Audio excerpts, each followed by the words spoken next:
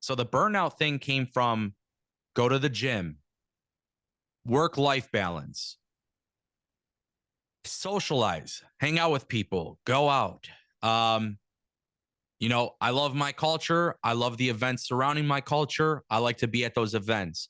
I try to do things that make me outside of my office, those types of things that make me happy and Mm. healthy. I try to engage in those things. And for a very long time, I never skipped a day when I went full time.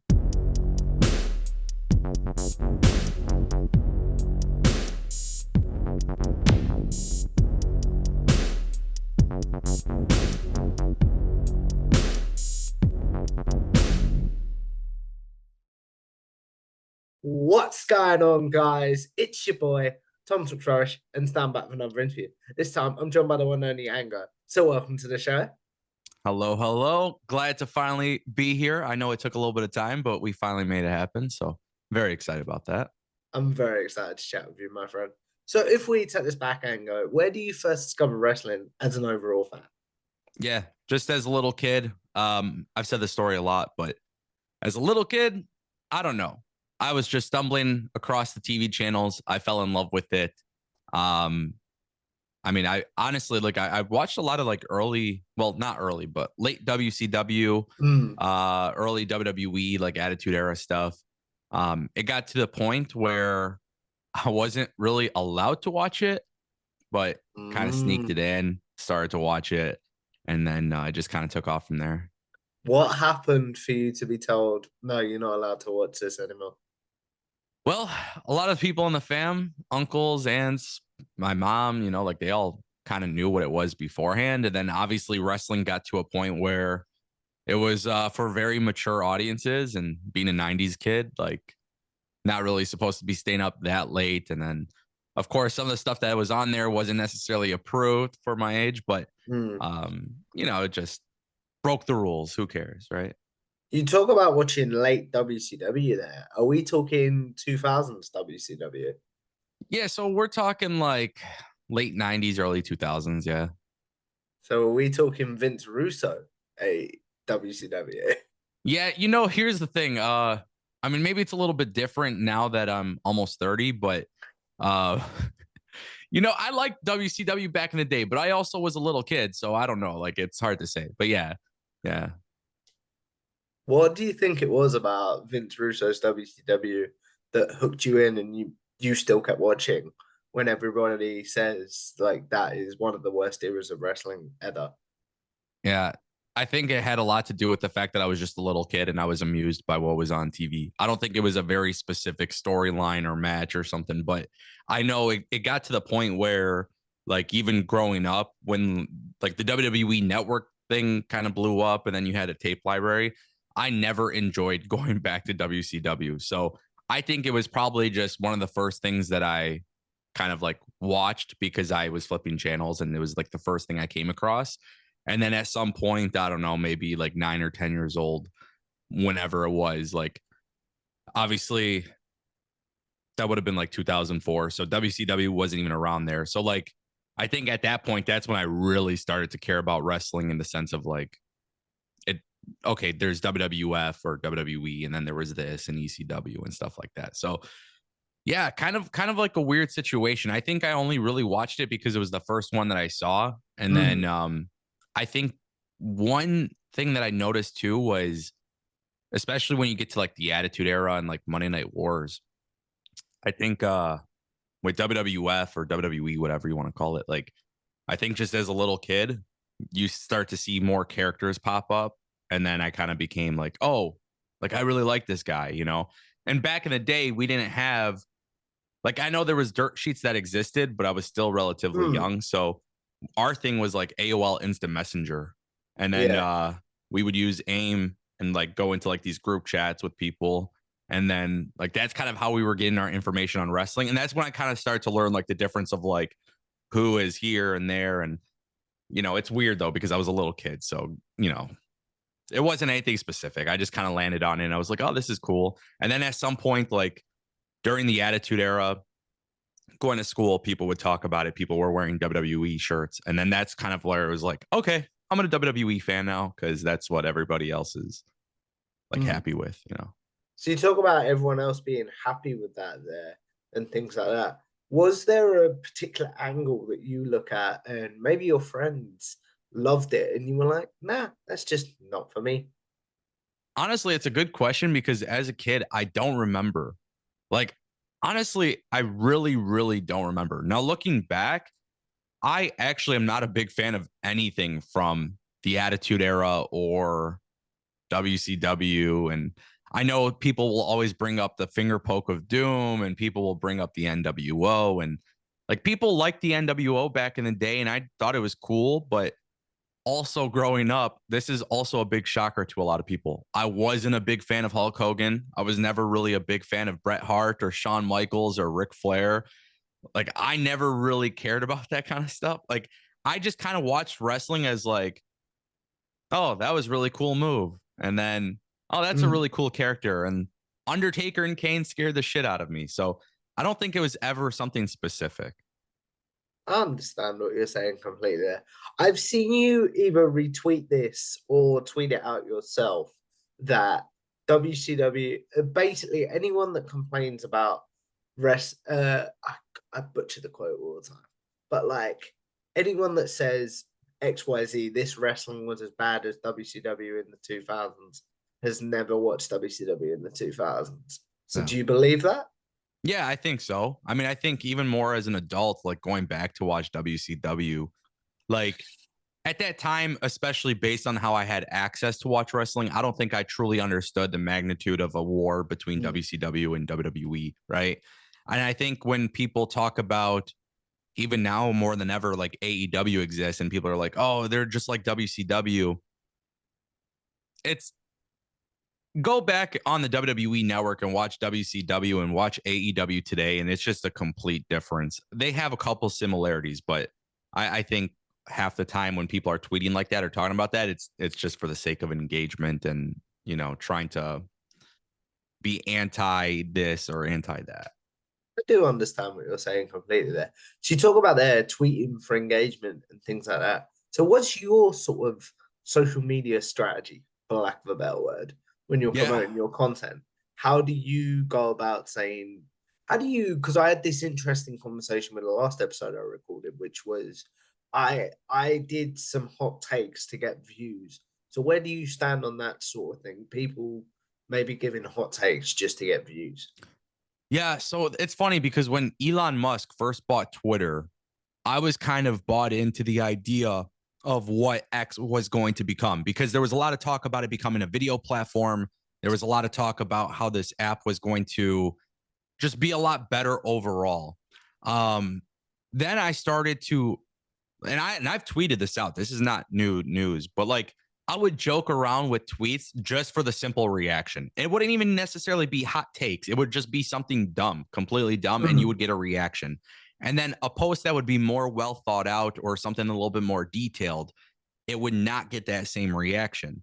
And of course, Elon Musk pays like nothing for your tweets on Twitter. Like you have to be in like the top 1% of a huge following to even get paid a lot of money from it. So I would get like 30, 40 million views a month because of these tweets. And all you would get in response is just negativity because that's the way the app works. The algorithm is just like if Yeah. you're negative, you get pushed out. And I immediately stopped. It was very short lived. I immediately stopped because I looked at it from the perspective of one, it's not worth the money because the money's not good. But two, it's like, even though I was telling people that it was bullshit, like I was being pretty transparent about the fact that they weren't, genuine tweets, like it's memeing, it's shit posting or whatever. You know what I'm saying? Like it kind of got to the point where I'm like, it's not even fun. Like there's Yeah. no genuine for me. The one thing I've always loved about social media and YouTube and having a Discord and having a community was literally talking to people and just being genuine. So I don't have a strategy anymore with Twitter. Or with social media in general. I'm everywhere and I find myself using it less and less because I don't think I don't think any of it is genuine at all. I think everything that you see that is anti WWE or anti AEW or anti TNA or NWA or MLW or any of these companies, You know, it's always about, well, this company did this and this company did this, but this is okay here, but it's not okay here. And it's just a cycle of bad engagement. And people are doing it on purpose. There's a reason why the app is infested with bots, and there's a reason why people are trying to take advantage of that, because they know that it draws clicks and engagement. And you know, at the end of the day, I'm pretty happy with how my career has gone. I'm not Mhm. going to stoop to that level. And I've actually been like, I've canceled my Twitter Blue or X Premium or whatever. Like, I don't, there's no more strategy. Like, if you see me tweet, like, that is my basically how it was before. It's my Yeah, genuine yeah. opinion. You know, it was just a short window of time where I was like, oh, I'm going to try this engagement farming, this shit posting, the memeing, and, you know, whatever. But then you start to see people, they're just so like negative, and like, they're not negative because they genuinely have a criticism. You know, they're Mm. negative because they're like, hey, this is going to make me money. And then I joke about it on my live streams. I'm like, what was it really worth it? Like, this money is not a game changer. It's not. And to stoop to that level to get paid, like, it's not something I really respect, I guess. I understand what you're saying completely there. So you also brought up there being happy with how your career's gone. That's a beautiful segue, my friend. How do Mm. you start your channel and things in between? Yeah. A lot of people may know this story. A lot of people may not know the story. I started YouTube long before there was even a monetization program on YouTube. Um, I want to say 2007, Mm. because technically speaking, a lot of people may not know this. I used to make music back in the day, and I had a little bit of success, like being 12, 13 years old making music. So naturally at that time, like, there was no monetization program. Started making music, uploaded them everywhere. Back then we had MySpace, Pure Volume. Yeah.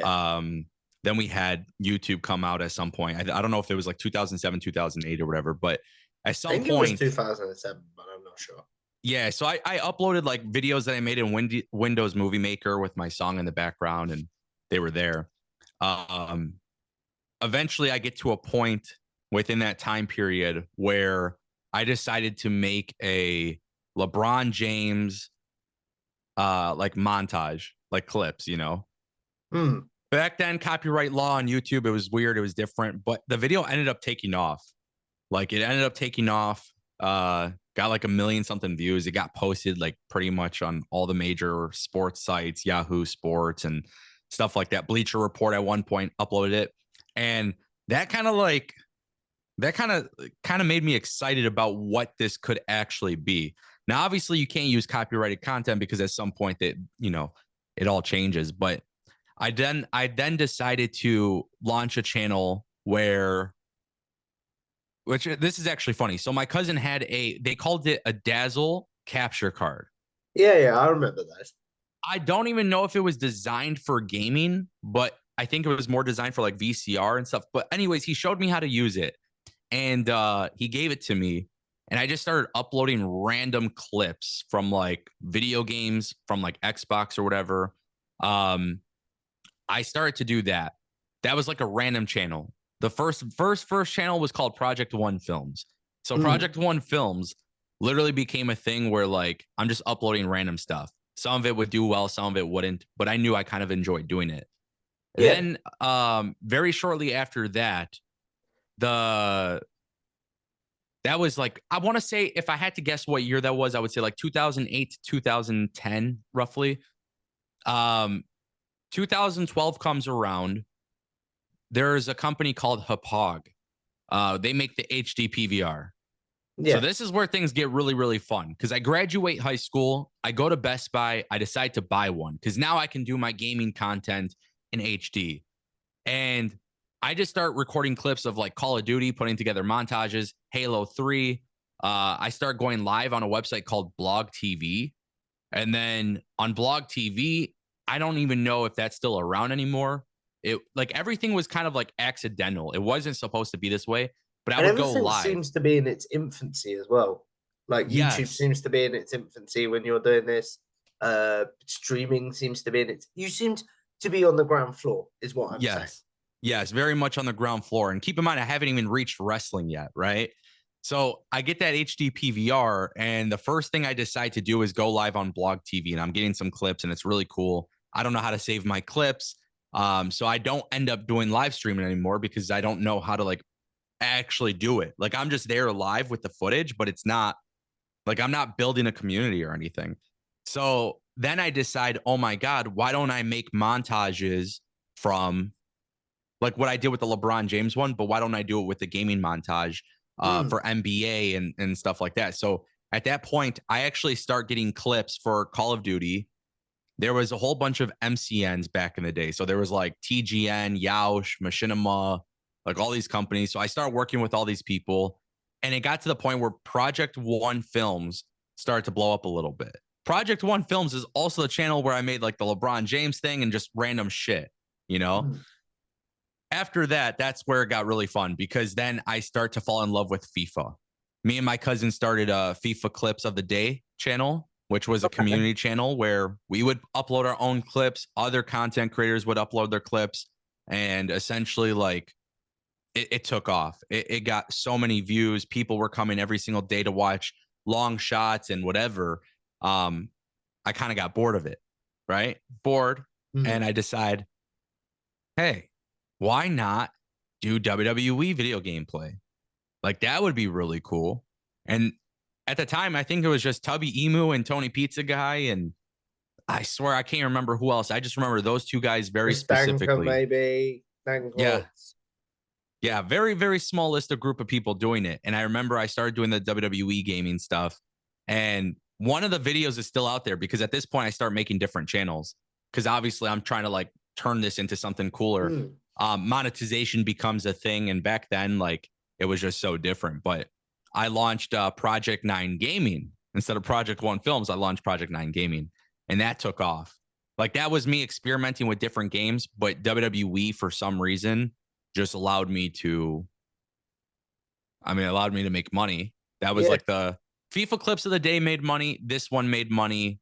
I had a tech channel as well. A lot of people don't know that. I liked reviewing tech. But Project 9 Gaming was the one where it was like, hey, I'm actually making money. I had like 30 million views.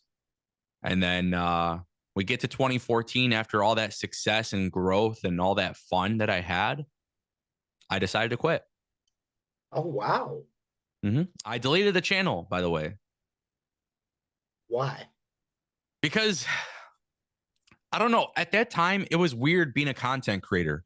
Like I always knew I wanted to do it full time. I always knew that I could turn it into a business.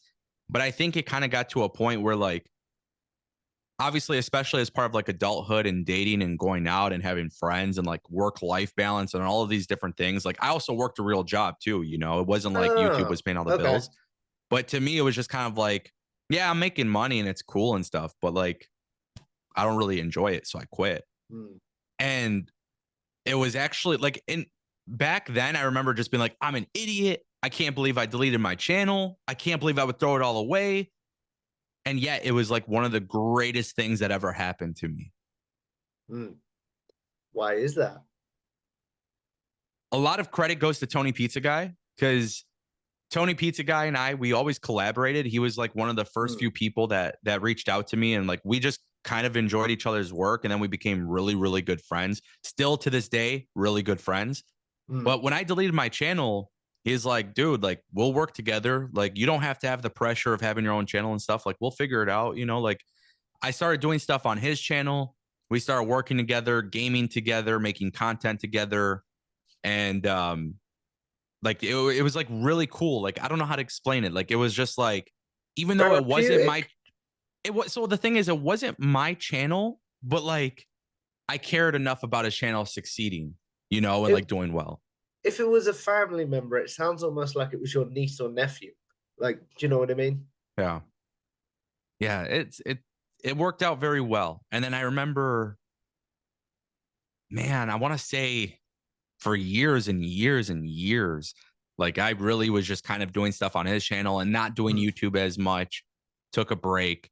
And then I launched Destination Pro Wrestling.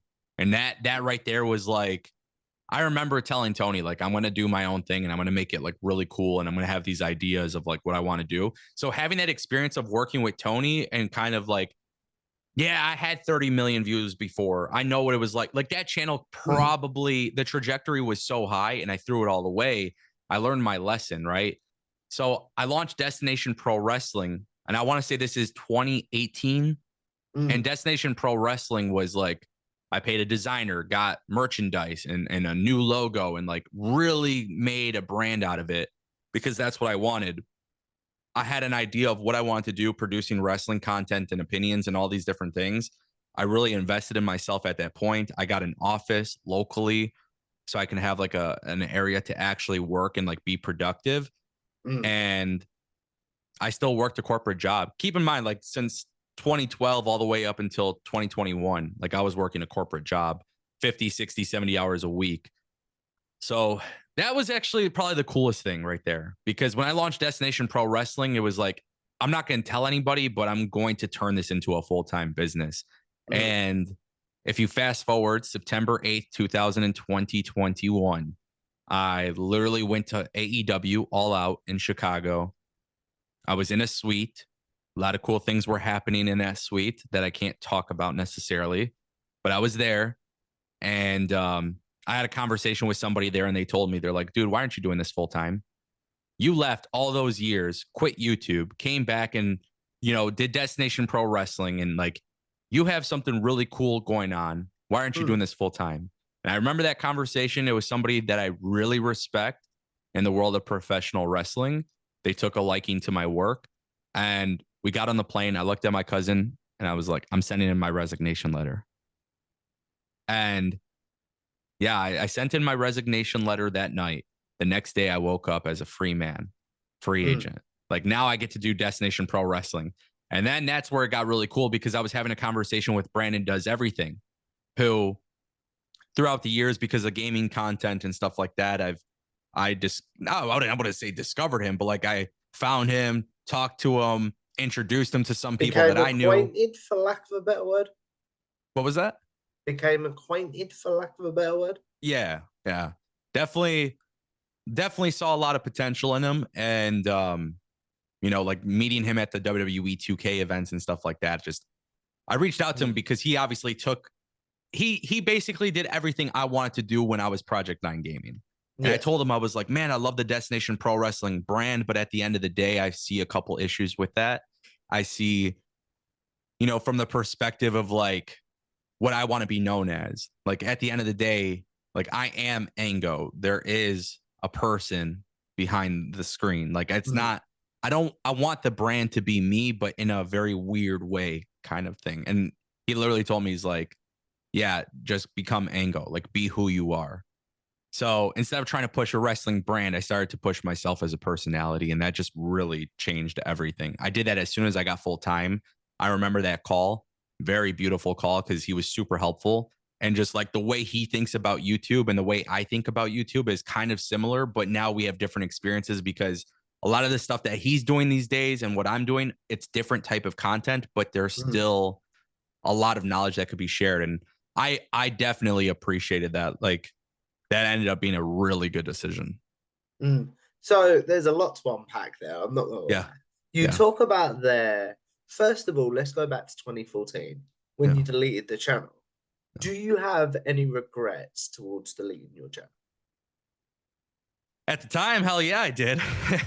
Yeah. Honestly, I regretted a lot at the time, but as I got older, like I wasn't ready to turn this into a business for myself back then. I didn't really know what Project 9 Gaming was. We did charity streams with Tony and Tubby and all these guys where we would go live during like Christmas season and play games for charity and stuff. And like that was really cool, but I was never meant to be a gamer. Like I was never meant to be a personality. And at that time, it was like you might see some commentary videos where I'm using gameplay and then talking about WWE and doing like reviews. You I might think I saw see, a couple. It was funny enough. yeah. Well, here's the thing. If you think about it, like what was I destined to be on YouTube? If you go back and watch my old stuff, like the gaming stuff, I'm not entertaining. I am not one of these guys that have this really over the top personality for gaming content. Like it was just not me. It was just an older time where I enjoyed getting the footage and putting videos together and universe mode and all that stuff. So as I look back, I definitely regretted it at the time, but if I didn't go through that experience of throwing away success or YouTube success or whatever, Mm, like I would have never known how to actually conduct myself in the business sense. And a lot of that came from working with Tony after the mm, fact too, because I I think when I was doing Project 9 Gaming and it was growing, it kind of felt like a job. When I yeah. started to work with Tony, it was kind of like, hey man, I could finally be a content creator where it's fun. Mm. And then when I was ready to turn it into a career, obviously now it's a lot more different because I've learned how to actually have fun while doing this. And that's how you avoid burnout and like other stuff like that. We'll get to that in a second if you don't Yeah. mind. So you talk about there avoiding burnout and having fun and stuff. So how do you avoid burnout now, anger? If maybe you've watched a lot of wrestling or you've done a lot of streams and you think the last thing I want to do today is go live. Like, Yeah. how do you avoid that burnout and how do you motivate yourself? Yeah. I mean, look, it's a great question. And I know everybody has different answers when it comes to burnout. I try not to think of it as burnout because I believe in mentality, right? So if I Mm. say, "Oh, I'm burnt out. I'm so tired. I'm this," like I'm just giving my own excuses to not do something. It's almost like you're Um, validating your excuses. yes, 1000%, Is 1000%. that a word? So yeah, validating, of course. Mm. You're on fire. Mm. It was what was it, man? When I first went full time, I had a rule. I was like, "This is my process. This is what I'm doing. I'm sticking with it." Because there was a lot of risk. You know, I left a really great job, high Mm. level position to do this stuff. So when I started going full time, my big thing was how can I do this in a point where I don't get burnt out?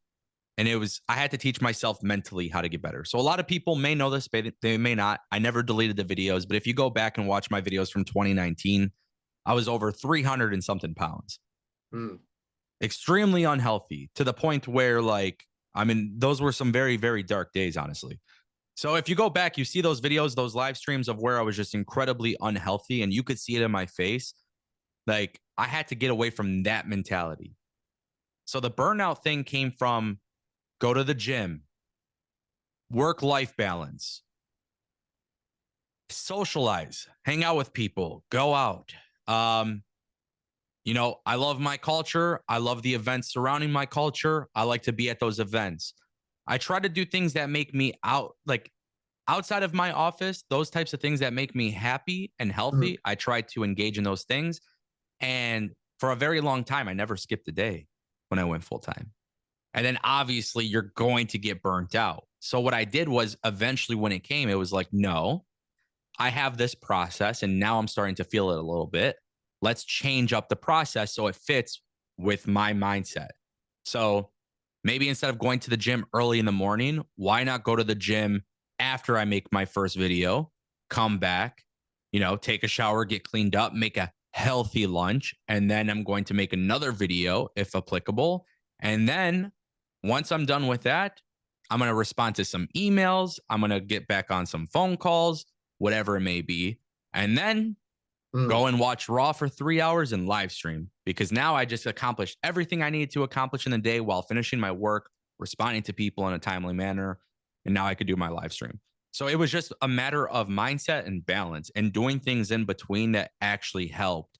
Like if I was the same unhealthy person that I was in 2019, I would be burnt out every single day because my mentality was garbage at that time. But now that I've kind of figured out a way to like actually enjoy life and balance things out, it works out in my favor. Because even when I do feel a little burnt out, it's like, hey, it's okay.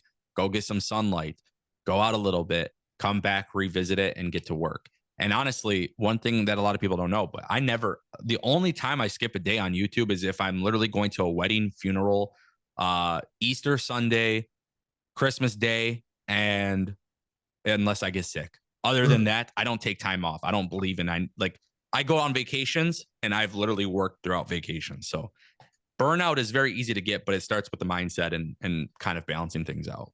Mm. So you talk about there being a very different person from 2019 as well, and also going full time in 2021. So what would you say to that very, in your own words, unhealthy person in 2019? And what do you think they'd say about where you are now? Then what would you say to that person that's the first day of full time in 2021? And what do you think they'd say about your success now? It's an interesting question because I think the same answer applies to all situations, right? I would say to the older version of myself, keep going. Like keep going. Like there's more that could be accomplished, you know? Now, Mm, what would they say to me? I mean, they would come up with excuses. They'd be like, no, I don't know. No, just some bullshit excuse, honestly. mm, So I think for me, like my answer remains the same. I would tell them, hey, like keep going, keep going, keep going. Because it's so easy, especially in our day and age, especially with social media and this kind of becoming a job. There's a lot of people who don't realize it could actually be a great job. People don't also realize that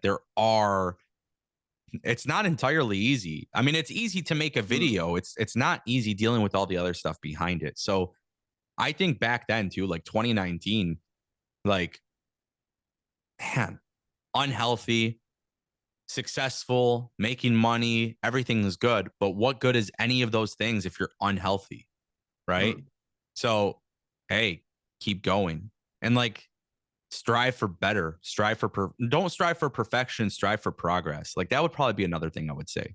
And same thing in 2021, like that version of myself, like don't strive for perfection, strive to keep going and seek progress. Cause if you could get better every single day than you were the day before, and I'm a big believer in that. Like if you wake up and you're given a chance to really go at it and like make something happen, like don't blow that opportunity. So seek progress, try to be better.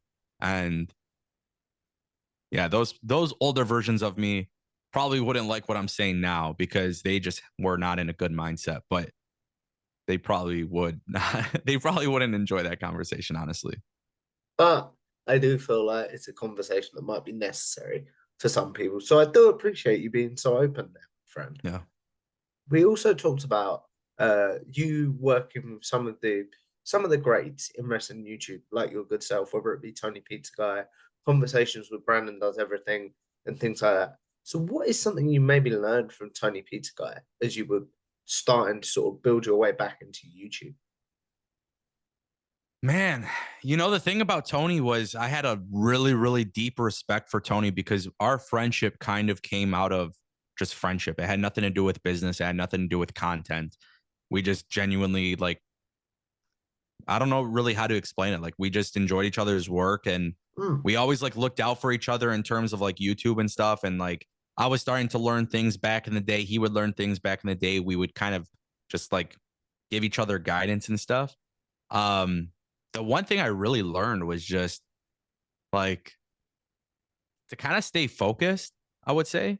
Like stay mm, focused on like what it is that you want to accomplish. And like Tony would tell me before, like there would be times where I would upload something and he would be like, "Oh, it's good, man." He's like, "But man, I would have done this a little bit differently." And I would tell him like, I get it. But when you really think of what's being said, it's like stay focused. Don't just do it just to do it. Don't just make the video just to make it. Like make the video because the idea that you want to execute, you're going to go in with the intention of executing it your way in the right way. mm, Um, but I think just a lot of that comes from like even now more than ever, Tony's got a lot of great things happening and he's got Deadlock Pro Wrestling and DPW and like all these things. But like I feel like in a way it's kind of at this point in my career, it's way past anything to do with content. So throughout the years, he taught me how to be focused and like how to actually treat this like a something serious and take it a little bit more seriously, working with brands and working with people and like companies and all these different things. But now it's like that relationship has exceeded that to the point where like half the time we play games together or like talk about things that may not even have to do with content. mm. So it's a genuine friendship rather than Yeah. what I tend to call, because a creatorship is what I call some people that are just friends if they're content creators. Do you know what I mean? Yeah, I like that. But I mean, man, we've yeah, it's definitely more than that. And like the thing is with content creation, it's so weird because you saying that is it's very intriguing because there was a time in my life where um like I became friends with people who were creators and I didn't want to meet them because I'm like, I don't know you know what I mean?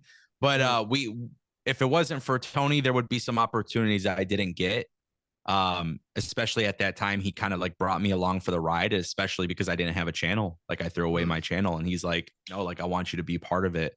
And we did some really, really cool stuff, man. Like those are memories that honestly, they will last for an entire lifetime.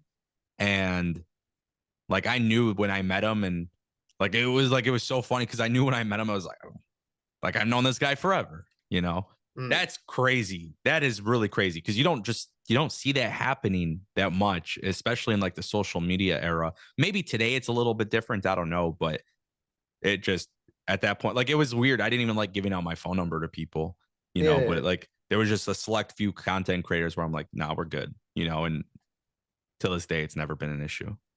What does Tiny Pizza Guy mean to you overall?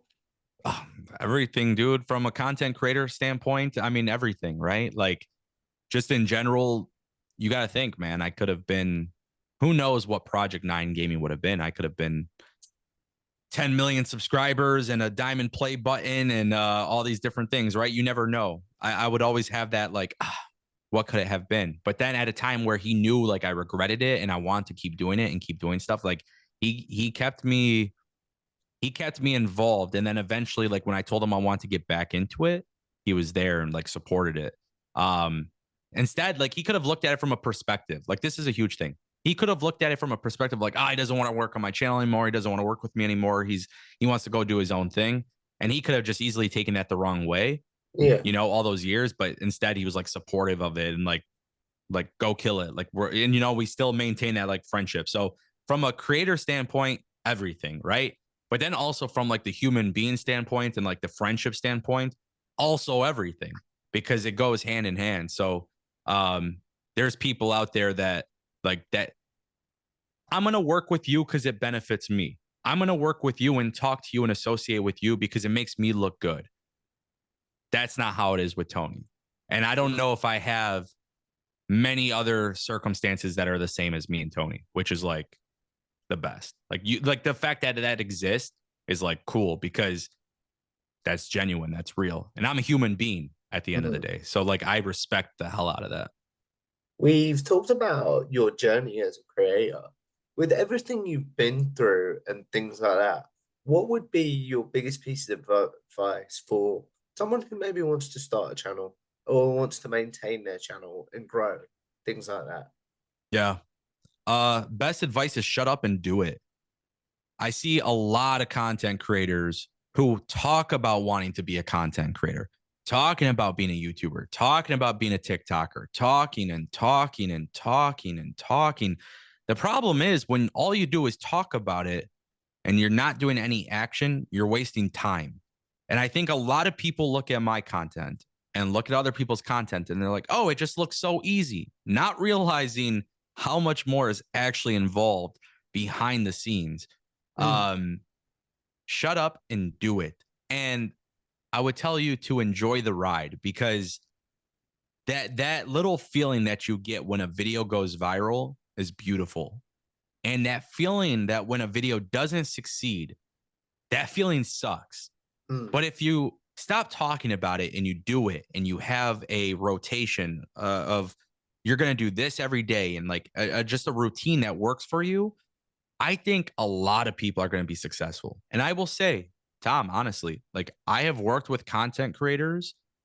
I have never had a problem. Like I looked at Tony Pizza Guy as the perfect example. Like my channel was doing well, but he kind of like took me in and helped me out. Right.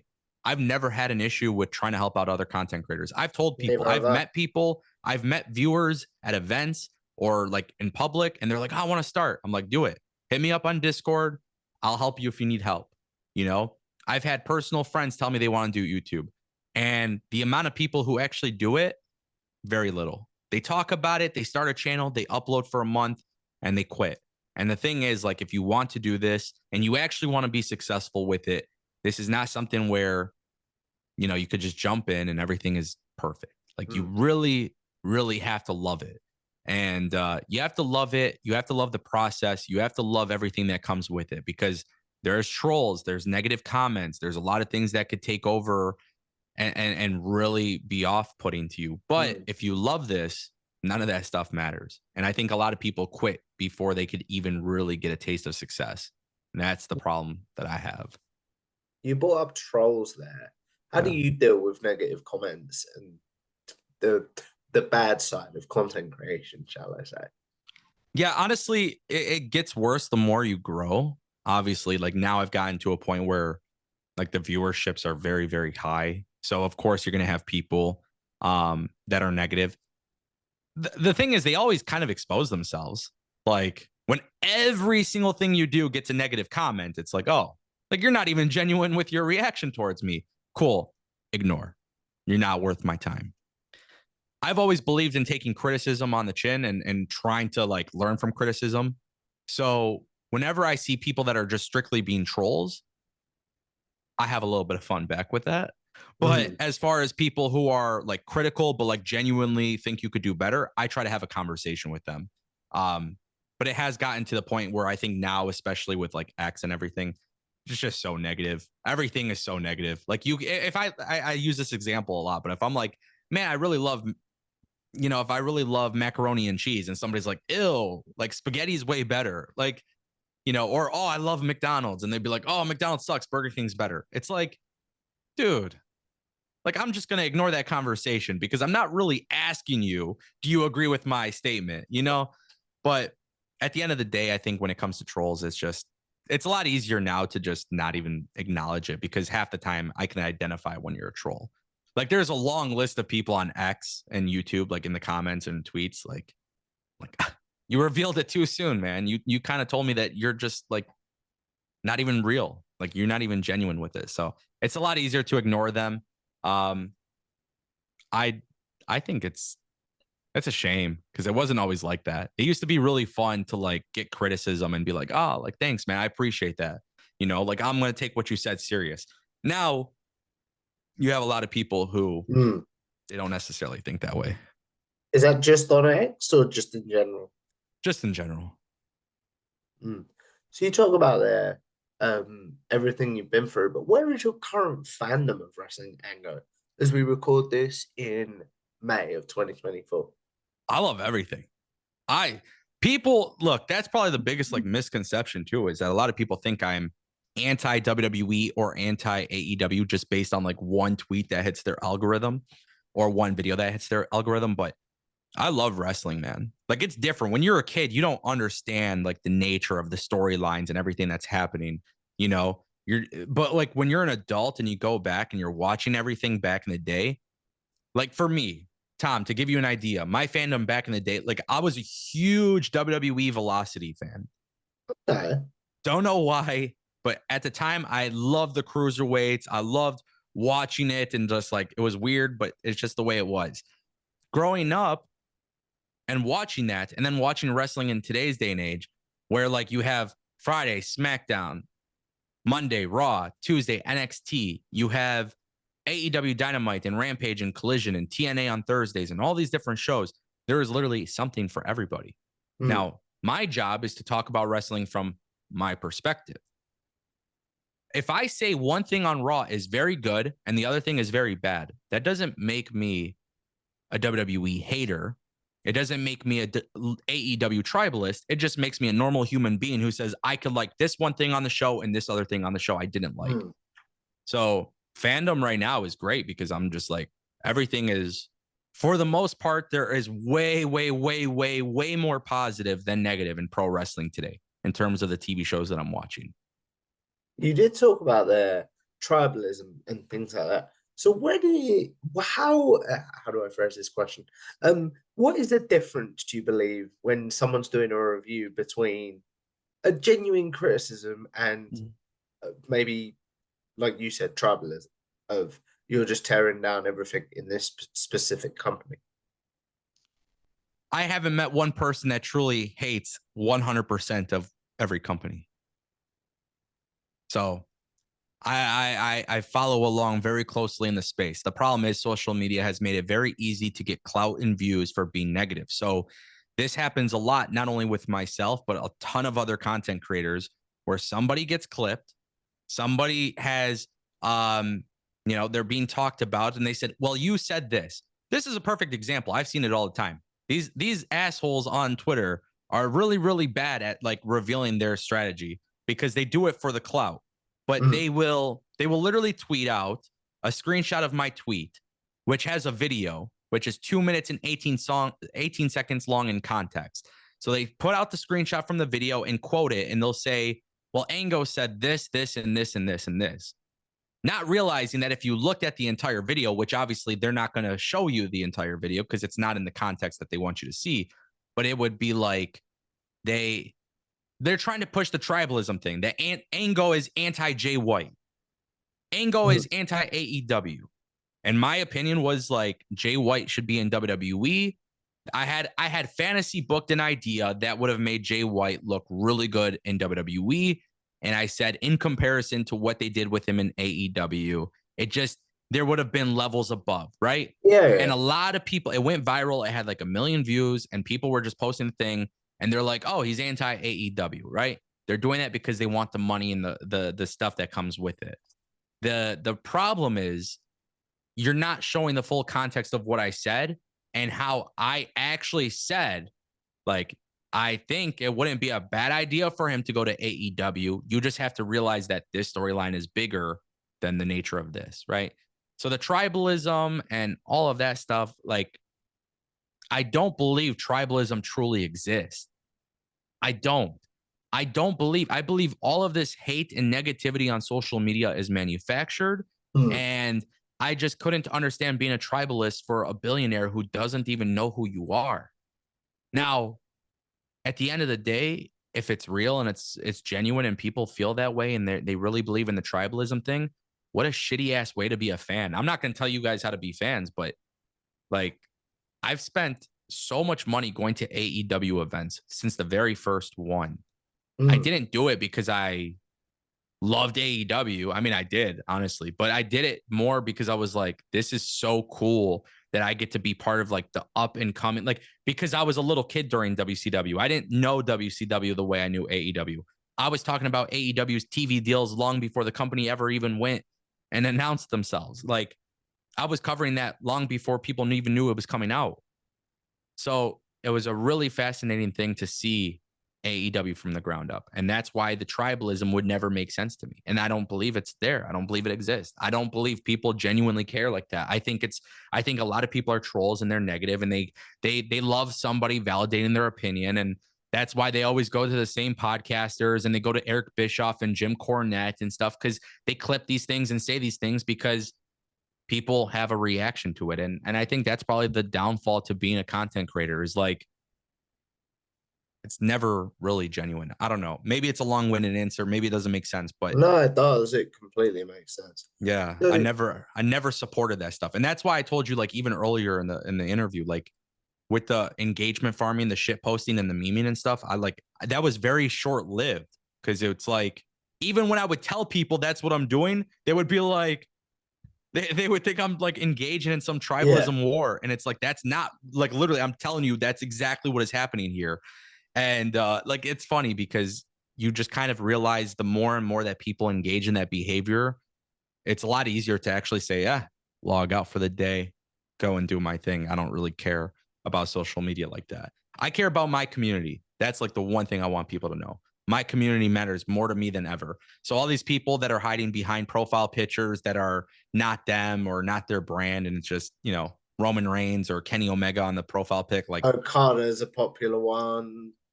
oh, they do it. And it's so funny because I'm like, man, like really stick with your word, you know, but they don't do that. That's not how it works these days. I understand what you're saying completely there. Before we look at wrapping this up, because believe it or not, we've been talking nearly an hour, and I do want to be respectful of your time, my friend. I No want to talk worries, my quickly friend. about JDMY and you Sure. doing the streams with him. So, Oh, how does that come about, and how does that relationship develop, and things like that? JD and I first met in New York years and years and years ago. I don't know, like 2017, I think. We were doing some WWE stuff. And that was the first time I met JD. Now, a lot of people don't know this. I know a lot of what's happening in the wrestling world in the sense of like the content creation side. I know, you know, I know who my competition are. Mm. Um, I love having a lot of voices in the community. So when I met JD that time, that was kind of like the first time I met him. Then I want to say it was Double or Nothing or AEW. I don't know. There was 2 times after that where I've met up with him, both at AEW pay-per-views, and just really nice guy to me. You know what I mean? I'm a very big proponent of like, if you're a nice person to me and you're good to me, I'll be good to you. JD was one of those guys. And then we stay in touch. We would talk a little bit, like message back and forth about maybe like some YouTube algorithm stuff or whatever it might be. But I've always been a big believer, like if I'm going to work with somebody, it has to be the right setting and the right reasons. Mm. And we did last year, WrestleMania 39. It was me, JD, BC Amplified, and Jesse. And we did a roundtable. And it was like so cool because it's, like that was the type of stuff where you don't get it ever. So you get this 4 different unique styles and voices to debate and talk about wrestling. And me and JD see wrestling very differently. I have a very different belief system in wrestling than JD. And then it's funny because the more you talk, you start to realize, oh shit, we actually have some similarities in how we view wrestling. Mm. But the way that we conduct our message and do it, it's just different. So we did the roundtable last year. That got a really good response, which we also have 2 different kind of audiences, so I was kind of shocked with that. And then he reached out to me about TNT, and I have a very, very busy year planned ahead of me. It's kind of hard to schedule things out sometimes, but we did TNT. The reception was great. And until next time, we'll see what happens. I like what he's doing though. I like in terms of content creation, Mm. there's a lot of people who get offended with some of the things that he says about AEW or WWE. But at the end of the day, I think with wrestling, you need more voices. And like, for example, Sir Wilkins was somebody that he did the TNT episode with. Like I knew very little about him, but then when I started to hear him and like the way he would talk, I'm like, dude, like that's amazing. Like I like that perspective on certain things. Like I think there is so much room for people to be in this space, and the people who actually benefit are people who enjoy listening to that type of Yeah. content, because you could have different perspectives and you don't have to agree with everything, but just having it and knowing that there's other people that kind of see it differently or explain it differently, it's really good for wrestling. Mm. I have a lot of respect for JD. You told me off camera that you had checked out that interview that I did with him, and I have never seen him be so vulnerable and so Yeah. like open in that conversation, if that makes sense. Yeah. I was like, wow, like because I really hope people check out that interview and see a different side to him. I'm not gonna lie. Yeah. I mean, well, you got to think too, it's content creation, and like everybody, everybody that I have seen that does content creation has a little bit of a character or persona. Cause at the end of the day, Mm. the camera's on and that's how they look at it. Honestly, that is probably my biggest downfall as a creator, is that I do not amplify myself at all to like anything. Like I literally, people don't, don't if realize. that helps. Yeah, I like to just be myself and talk about Mm. wrestling. So when people are like, "Oh, that's a stupid opinion," it's like, well, I never told you it was a good one. I just gave you, I It's just my gave you my opinion. opinion. Yeah, like I don't know. I like being human. At the end of the day, I like be able to talk to people, and like I know JD from when I've met JD in person and when I see JD on camera. And at the end of the day, like I'm not going to say I agree with things that JD says, right? But to have different voices in the community and having people have conversations and talking things out, I think that's one lost thing that we don't have in 2024. People should just be able to talk, even if you don't see eye to eye. And trust me, I've heard things that JD has said on his show, and I'm like, I don't know if I agree with that. I literally said it to him on our show. I don't agree with that, respectfully. But it's like when you have a conversation with somebody and you're able to talk about it, that's what matters. And I think a lot of times in today's society, we have gotten to a point with content creation and videos and all this stuff where it's like, well, I'm going to take what you said in 30 seconds and leave out the other 5 minutes. But if you listen to the full 5 minutes, that is really what matters. Um, so you can't really get to know somebody by looking at 30 seconds of their clip. So how was I able to watch your interview and just watch 30-second clip, right? Or a 2-minute clip. No, to really understand Tom Talks Rubbish and JD's conversation, I have to listen to the full thing and get that opinion myself, you know? I understand what you're saying completely there, my friend. As we look at wrapping this up, Ango, because I do want to be respectful of your time. I keep saying that and I keep finding more questions. And I do You're good. Ask apologize. me as much as you want. You are completely fine. I do apologize. Don't But as we look apologize. this Never up, apologize. You're good. You keep me here for as long as you want. we are gonna I have two questions for you before we do Okay. my wrap-up questions. If you stepped away from your channel tomorrow and said, I'm gonna go back and get a shoot job, like this isn't for me anymore, as someone that stepped away before, would you view your channel as a success? And what would you want your legacy as a content creator to be? Love it. Well, I'm never deleting this channel. I have great plans for this business that hopefully one day will be able to feed many others and pay other people's bills. I eventually want to expand. I have plans for that. So I will never delete it. Let's get that part out of the way. What was the second part of the question? Would you view your channel as a success if you stepped away? Yeah, 100%. I say that very like humbling in a humble way. I say that because I had to put in a lot of work for it. And at the end of the day, some of the opportunities I've been given is a result of my hard work. However, I view success differently. I don't view success based on money, views, subscribers. I view success based on my own personal accord, which is I am very, very happy in life. Probably the happiest I've ever been. I'm no longer working 70 hours a week for a person that would never invest in my future, but I put in unlimited amount of hours for myself, right? So I'm successful in multiple ways, and all of them have to do with how I feel inside. That's very, very cool. What about if you did step away? What would you want your legacy to be as a What do I creator? want my legacy to be? If I step away, I want my legacy to be that I'm a real human being that actually enjoys what I do and it's not a persona. I genuinely love what I do. I really stand behind my word when I say something. And yeah, I mean, as far as legacy goes, listen, man, when the time comes, life keeps moving on. So just remember me, I guess. I understand what you're saying completely there. Yeah. As we look at wrapping this up, Ango, we are going to do a segment that is a staple on this channel called Generic Wrestling Questions. Those of you that have seen my interviews before will notice where I'll ask Ango his favorite overall match, favorite overall pay-per-view card, such as Double or Nothing 2019, favorite overall wrestler's entrance team, favorite tag team, and favorite wrestler. Basically, the questions I assume Ango might be asked on social media. So now he'll have a place to be like, I've answered this. Please go watch this. So, what's your favorite match of all time? Favorite match of all time? Okay, long answer, I'm not going to do, but short answer. It was Cody versus Dustin Rhodes at Double or Nothing 2019. Ooh. It was. A lot of people don't understand being there in attendance, and like that was just, it was my favorite match for a long time. So I do. Yeah, that was replaced until WrestleMania 40.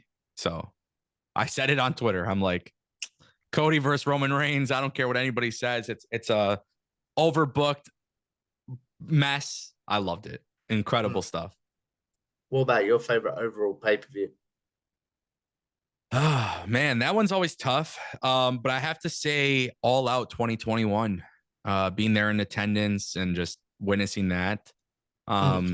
There's other pay-per-views that I've loved, but that's the one that like is my favorite because I experienced it. I was part of that, you know. What about your favorite wrestler's entrance theme? Roman Reigns. His current one? Yeah, the current one, the Bloodline one, like the final boss type of shit. Like that is as a guy who loves music, I've never seen a theme song fit somebody so perfectly where it like captures their aura. And that like it's a bop. Like I actually like vibe out to it. Like, oh yeah. That's very, very cool. What about your favorite tag team? This is crazy because they aren't the same, obviously, these days, but Hardy Boys, man. Nothing better. I mean, that was a big staple of my childhood. So Hardy Boys forever. And then finally, Ango, the biggest generic question, in my opinion, who is your favorite overall wrestler? I love so many wrestlers. And the answer does change, but over time, honestly, like taking into account being like a 90s kid till now, if there is one person that like no matter what, when they show up, I just freak out, it's The Rock. Why does he But speak to you as a fan?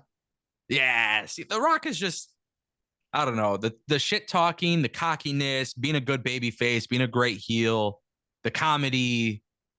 There was just so much about him that was, when the if you smell the rock is cooking, the theme song drops and it's like dun, dun, and he like walks out and it's just the way he just like up in the turnbuckle, like that guy, it was just, I loved it. However, The Rock's got to be careful because Cody Rhodes has seriously, from the time I seen him in AEW, well, really, actually, when he left WWE, went to TNA, New Japan, like Ring of Honor, all that stuff, then went to AEW. I really, really enjoyed that guy's work. So obviously, as we shift into a new era in pro wrestling, I'm hoping Cody gets to that point where like he solidifies himself as one of the GOATs as well. Because to me, he kind of reminds me of The Rock in a sense, like good promo. They are two different characters, but he's a good promo, has aura, great theme song, nice guy. Like it's always going to be The Rock though, but I'm hoping Cody could take that over. This might date this podcast because their match may have happened or been announced by the time this one goes out. Do you think we get The Rock versus Cody in WWE in 2024? No, I don't. No? No, I don't. I think the bloodline stuff is way more important than the Cody thing. If they do The Rock versus Cody, it'll be SummerSlam of this year. But yeah, I don't think I think the plan is Vegas, Roman, Rock, bloodline versus bloodline. Like that whole thing is going to play out. I think that's more important. But they planted the seed, so it doesn't matter. Whenever they decide to get back to that, they can. That's very, very cool. As we wrap this up, Anglo, I want to say thank you for a great conversation. But the question I end this show on is, I believe as content creators, or even just people with social media, we're all sort of going to live forever in some sort of very, very weird way, if you think about the world. So what is one piece of content you're like, I'd like to be remembered for that? Then what is one that you're like, yuck, please forget about? Yeah. Well, if you go back in 2019 and watch those videos where I was extremely unhealthy, like, I mean, you could just kind of see it in my eyes. So don't look at any of that stuff. I only keep that there to see like how far I'm going, right? But so definitely don't watch those. And I don't know, man. I've done some really cool content.